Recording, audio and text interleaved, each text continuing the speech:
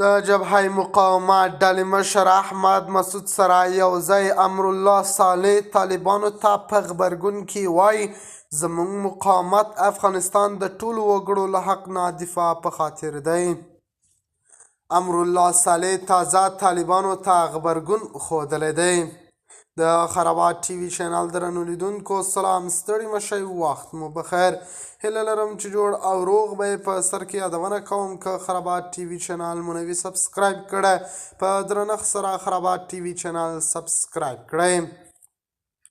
د پرځول شوي افغان ولسمشر محمد اشرف غني لومړی مرستیال امرالله صالح پر خپل فیسبوک پاڼه طالبانو ته په غبرګون کې تر سرلیک لاندې یو پوسټ کې لیکلي زموږ مقاومت د افغانستان د ټولو وګړو له حق نه د دفاع په خاطر دی. د مقاومت مرکز پنجشیر دی، خو د مقاومت د پنجشیر له پاره نه دی.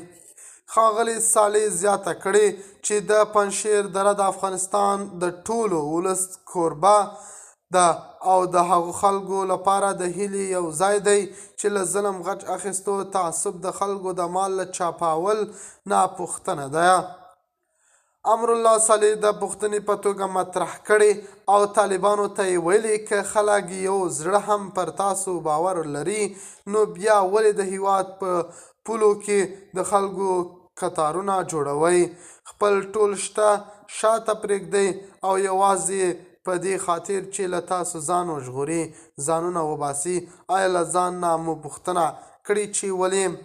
طالبانو بیا په دغه طرز کې څه نه دي ویلي او نه یې هم امرالله صالح خبرو ته کوم ارزښت ورکړی دی. د خرابات ټي وي چینل درنو لیدونکو دا و زموږ ته د مهال چمتو کړی خبر. د الله په امان، تر بیا خیر چارې.